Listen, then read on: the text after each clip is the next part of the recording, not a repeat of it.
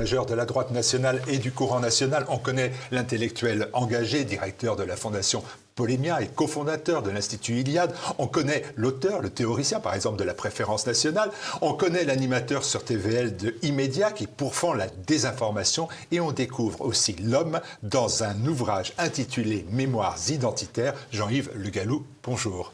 Bonjour Martial Bild. Bon, on se voit quand même très régulièrement, mais je suis très heureux de vous accueillir pour évoquer cet ouvrage Mémoire identitaire que vous pouvez d'ores et déjà acheter sur tvl.fr. Vous allez sur la boutique TVL, vous en avez l'habitude. 1968-2025, les dessous du grand basculement. Alors, avant d'évoquer l'ouvrage, bien évidemment, c'est l'actualité qui prime, comme toujours, et vous savez, vous avez travaillé avec Marine Le Pen, vous avez soutenu Marine Le Pen, vous avez été opposé à Marine Le Pen, à l'aune d'une relation politique que l'on sait complexe. Quel est votre regard sur la peine prononcée contre elle et contre les dirigeants du RN? Alors, mon regard est très simple, c'est un regard d'indignation, et je crois que cette décision est extrêmement grave sur le plan politique, car qu'est-ce que cela veut dire? Ça veut dire que nous ne vivons plus en démocratie, nous vivons dans un régime qui est une dictature des juges. Une dictature des juges, ce sont les juges au fond aujourd'hui qui décident de la politique de l'immigration, c'est les juges qui décident de la politique sécuritaire, c'est aussi les juges maintenant qui décident qui peut ou non être candidat à l'élection présidentielle, et c'est évidemment extrêmement choquant. Nous ne sommes plus en démocratie, il faut bien être conscient de ça, nous sommes en dictature des juges. On va enchaîner, si vous voulez bien, pour la raison de votre venue ici sur ce plateau que vous connaissez bien, ces mémoires identitaires. 2025, l'heure est venue d'écrire ces mémoires. Et vous savez, les mémoires sont souvent un terme apporté à l'action, une fin en soi. Ou est-ce que tout simplement il y a urgence à témoigner? Alors écoutez, c'est un regard sur la vie politique des 60 dernières années. Mais Martial, vous ne l'avez pas vu, c'est le tome 1. Donc il y aura peut-être un tome 2. En tout cas, je compte continuer à livrer encore quelques batailles dans les années à venir, des batailles pour la remigration. J'irai au mois de mai prochain au Remigration Summit à Milan, des batailles pour la communautarisation des nôtres. Parce qu'à défaut de la remigration, il faut que les nôtres se communautarisent dans leur civilisation. C'est le sens du combat que je mène avec l'Institut Iliade, par exemple. Et puis, sur un plan directement politique, j'entends consacrer un peu de mon énergie à combattre la dictature des juges. Vous savez que j'ai déjà commencé par un certain nombre d'actions, et même de poursuites en tout cas, puisque j'ai déjà été poursuivi pour avoir critiqué une décision de justice. Je compte continuer. Alors, allez, première question. On va commencer par le commencement, si vous me permettez. Oui. Eh bien, dans ce cas-là, Le Gallou, vous êtes breton? Oui, je suis breton. C'est une question qu'on m'a posée très souvent. Et bien sûr, j'ai répondu oui, je suis breton, même si je suis un breton, si je puis dire, de la diaspora, parce que je n'ai jamais vécu en Bretagne. Et vous savez que mes goûts personnels m'ont conduit vers la montagne, vers les Alpes, qui sont un petit peu à l'opposé de la Bretagne. Mais oui, je suis breton. Je suis breton par le nom, je suis breton par les ancêtres, je suis breton par les tombes qui sont encore celles de mes ancêtres en Bretagne. Je suis breton par mon attachement à la culture celtique. Alors, vous avez décidé de démarrer vos mémoires identitaires en 1954. Vous avez à l'époque 6 ans, si je ne me trompe pas. Oui. Et vous allez sortir, vous faites votre entrée dans l'école républicaine. Et 20 ans plus tard, élève de l'ENA, promotion Simone Veil, la grande philosophe, vous quittez cette école républicaine. L'éducation nationale a connu pour vous, à ce moment-là, vous dites, entre-temps, pendant ces 20 ans, un grand basculement, peut-être le grand basculement dont vous parlez, mai 68. Mai 68, c'est le grand basculement parce que c'est l'élimination, en quelque sorte, du mérite républicain, qui était un des bons côtés de ce qu'on appelait les valeurs républicaines, qui a disparu, et de la sélection républicaine. Et donc, à partir de là, on a la destruction progressive de l'école. Et je crois aujourd'hui, je ne le dis pas dans ce livre parce que ça va un peu au-delà, je crois qu'aujourd'hui, l'école publique n'est plus sauvable et qu'il n'y a plus d'autre solution que la privatisation. Ce qui, venant de ma part, est tout de même assez étonnant, parce qu'encore une fois, j'ai fait toutes mes études à l'école publique. Mes fils nous ont fait principalement à l'école publique, mais je sais aujourd'hui, pour observer la réalité, notamment à travers la jeune génération, que l'école publique, c'est fini. Ça vous a servi énormément d'être énarque, mais aussi on vous l'a beaucoup reproché, y compris dans vos formations politiques à venir. Oui, mais honnêtement, quand je suis arrivé au Front National, effectivement, il y avait très peu d'énarques. Je devais être pratiquement le seul. Mais franchement, j'ai été plutôt bien accueilli. Donc oui, on me l'a reproché, mais non. Pour vous, c'est pas un regret? Il faut maintenir l'ENA aujourd'hui encore? Oh bah, l'ENA a disparu aussi. L'ENA, c'est fini aussi, si vous voulez. Il y a encore 10 ou 15 ans, quand je voyais des jeunes au bulletin de réinformation, par exemple, qui avaient du potentiel, je les incitais à préparer l'ENA. Aujourd'hui, j'hésite beaucoup, parce que l'ENA, qui a d'ailleurs changé de nom, qui est devenu l'Institut du service public, a perdu beaucoup de son intérêt. Ça fait partie de la dégradation générale de l'État et de la France. 1968, alors vous me dites que c'est un basculement, un déclic personnel aussi, puisque ça va faire de vous non pas un énarque au service du régime, du système, du pouvoir, choisissez le terme, mais faire de vous plutôt un dissident de la République. Oui, je deviens 68 pour moi. Jusqu'en 68, j'ai un certain respect pour tous les gens qui incarnent l'autorité. Voilà. Je souhaite m'intégrer finalement aux élites dirigeantes, même si je suis encore jeune. J'ai du respect pour les gens qui incarnent l'autorité. Et en 1968, je les vois se liquéfier, s'aplatir. Et cet aplaventrisme me révulse, me révolte, et je bascule dans la dissidence. Voilà, je suis un jeune garçon modéré, centriste, le 1er mai 1968. Je suis quasi facho le 30 mai, quoi. Sans avoir jamais rien fait qui pouvait me valoir une telle appellation. Mais vous savez, facho un jour, facho toujours.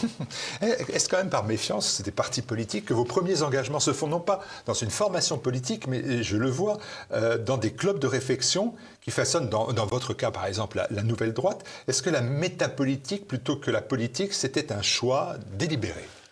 Alors, oui, certainement. Certainement. Alors après, c'est aussi le fait des rencontres de circonstances. Moi, j'ai été amené effectivement vers la Nouvelle Droite et vers le GRES, le groupement de recherche et d'études pour l'Association européenne, par ma camaraderie avec Yves Ramblot. Et puis après, on rentre dans un processus. Et c'est ce qui m'a formé intellectuellement par beaucoup de lectures, beaucoup d'approfondissements. Et donc, effectivement, je me suis consacré beaucoup au combat métapolitique à côté du combat politique proprement dit.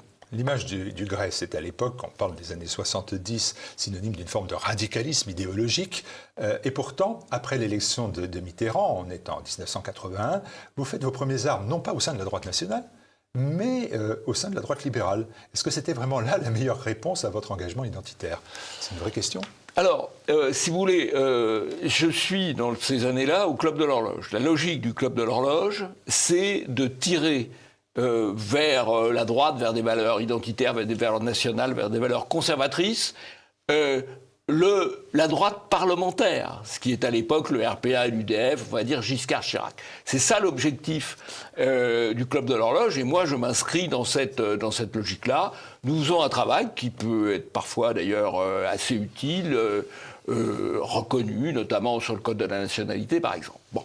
Et puis, je constate, en 1984-1985, mes yeux se dessillent un peu, et je vois que le RPA et l'UDF, ils parleront peut-être, mais ils n'agiront pas.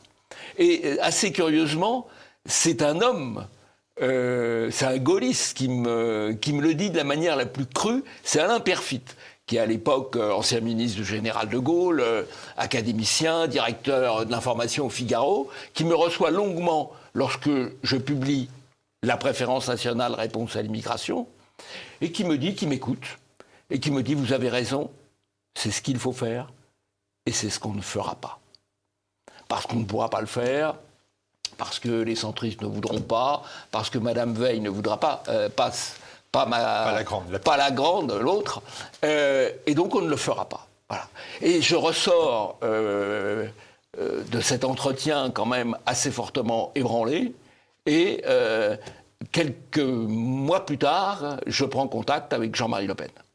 C'est-à-dire que vous allez d'un seul coup vous impliquer dans un parti national qui n'a pas à l'époque d'implantation locale, alors que vous aviez fait le choix d'une droite libérale pour avoir une implantation locale. J'ai effectivement à l'époque une implantation locale à Antony, comme adjoint à la culture. C'est aussi une chose qui m'a frappé. J'avais essayé de monter à l'époque une association des élus pour la liberté de la culture, c'est-à-dire faire un réseau d'élus, maires ou maires adjoints, de droite pour développer un réseau culturel de droite. C'était un projet qui me tenait beaucoup à cœur et qui a été torpillé par l'appareil du RPR. À la suite, les méthodes n'ont pas changé. À la suite d'une double page de dénonciation dans Le Monde, ça a fait peur et donc l'opération a été débranchée. L'appareil RPR appelait les élus en disant « Écoute, si tu veux une investiture la prochaine fois, tu te retires de ça. » Voilà.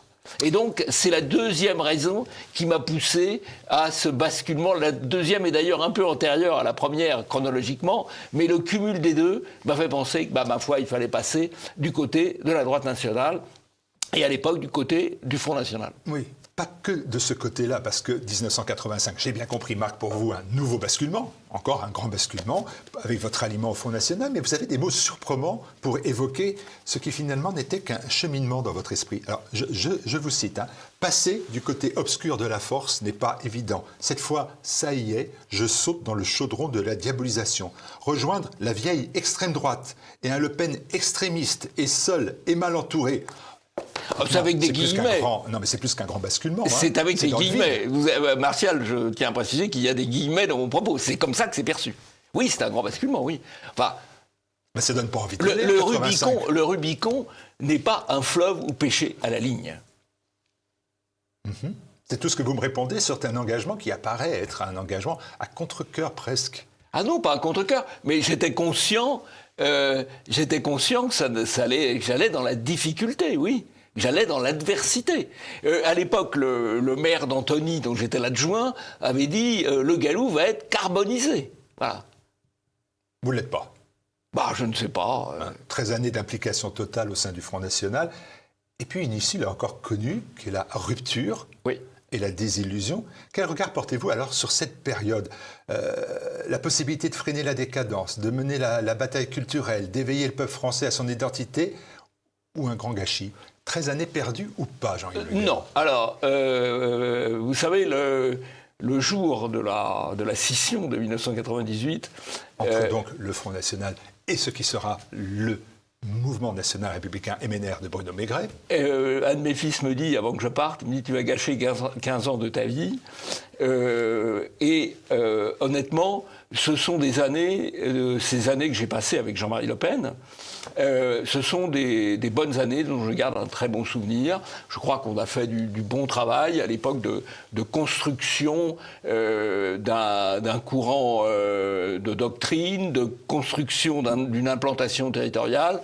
Et je regrette que ce soit mal terminé, mais je garde de ces années-là un très bon souvenir. Et j'ai été très peiné lors de la disparition de Jean-Marie Le Pen, pour lequel je garde affection et admiration, même si nous nous sommes combattus pendant quelques années.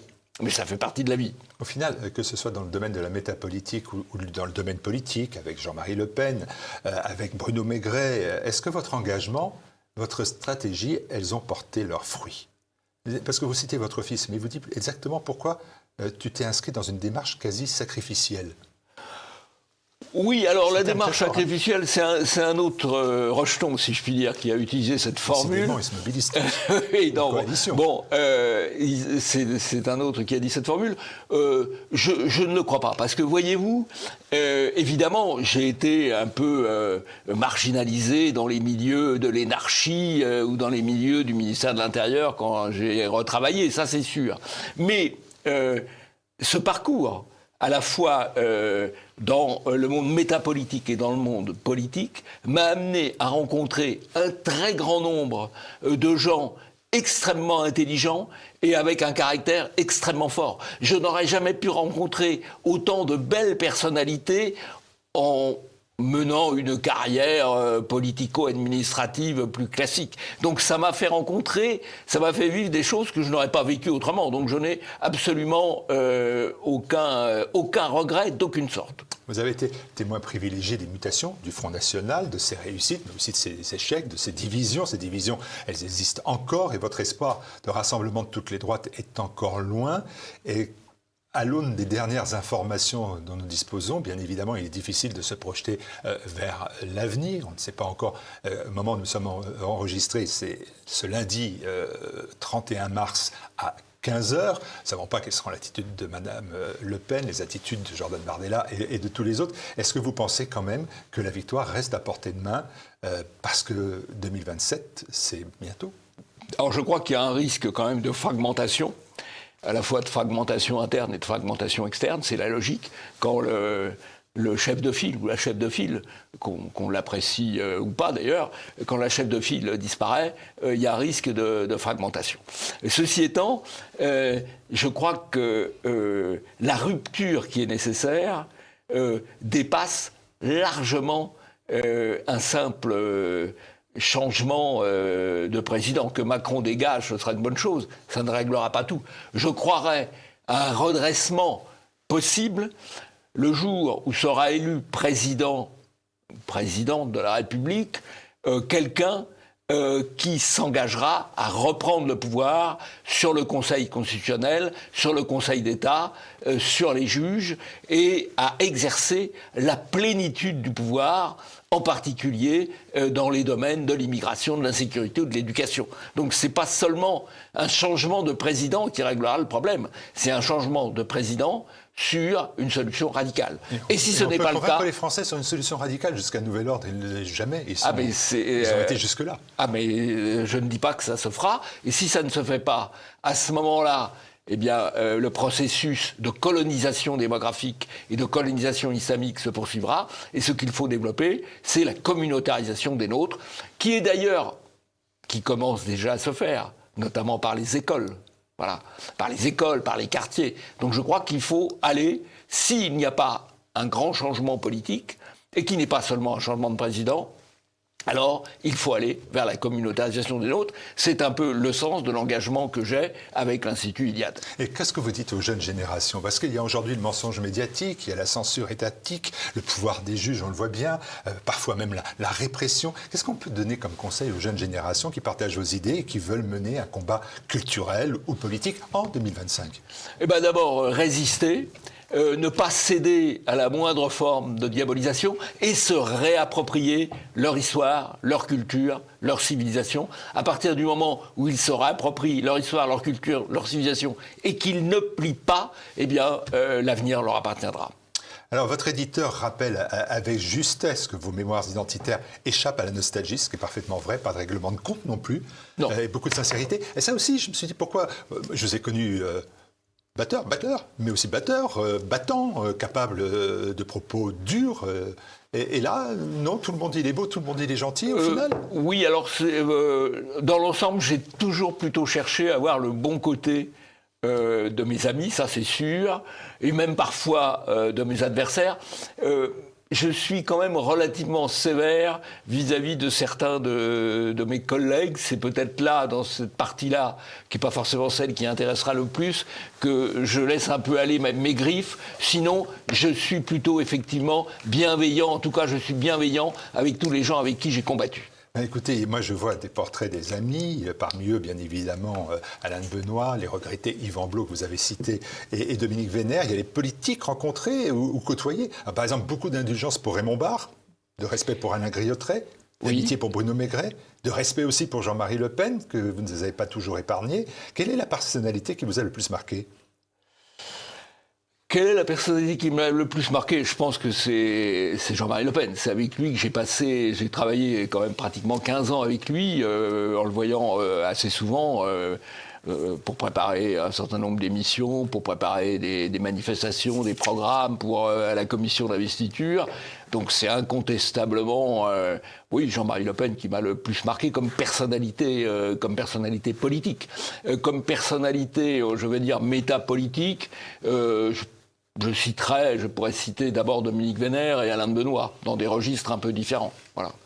Et Yvan Blot, il prend beaucoup de place dans l'ouvrage. Yvan Blot, c'est mon vieux camarade, évidemment. Venu souvent à TVL. Yvan Blot, c'est évidemment mon vieux camarade. C'est par lui que j'ai commencé mon parcours. Voilà. Et je l'ai continué. Alors, on s'est parfois disputé avec Yvan, quand même. On s'est parfois disputé. Mais c'est mon plus vieux camarade. Voilà. Personnage de roman. Oui, sans doute. Oui. Vraiment, oui, vraiment. Oui. Très polyphonique. C'est cela, exactement. Vous donnez rendez-vous en 2100 à vos lecteurs. Vous donnez aussi rendez-vous en 2025 aux téléspectateurs de TVL, pour Immédiat.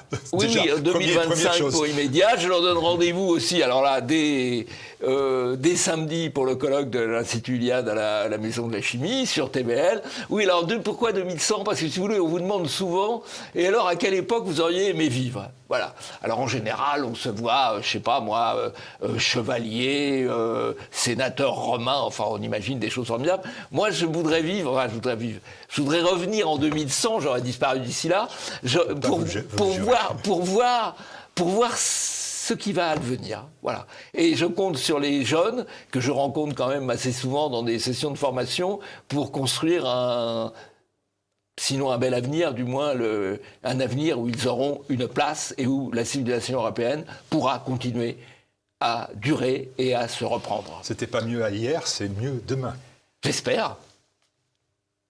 Allez, Mémoires identitaires, 1968-2025, les dessous du grand basculement, c'est aux éditions Via Romana, courageuse édition d'ailleurs, Via Romana, et c'est en vente sur le site tvl.fr. Il suffit de cliquer sur la boutique de TVL et vous retrouvez l'ouvrage tout de suite. Merci à vous, merci Jean-Yves Le Gallou. On se retrouve donc, enregistre ce lundi, cela sera diffusé mardi 1er avril, mais c'est pas un poisson d'avril, et on vous retrouve donc jeudi 3 avril pour Immédiat, voilà. Et puis le samedi suivant pour le colloque de l'Iliade, pour ceux qui veulent. Où je dédicacerai le livre à ceux qui le voudront bien. Voilà, une semaine bien chargée. Merci à vous Jean-Yves. Merci Martial.